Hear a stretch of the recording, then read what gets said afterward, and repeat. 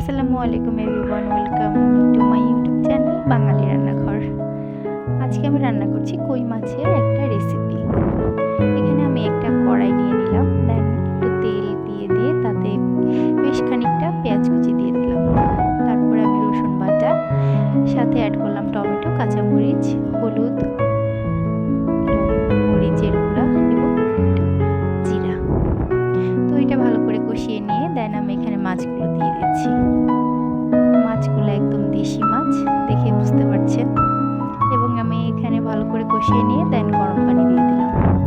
তো ঢাকা দিয়ে ঢেকে রেখে কিছুক্ষণ পর তেল ছেড়ে দিলে তারপরে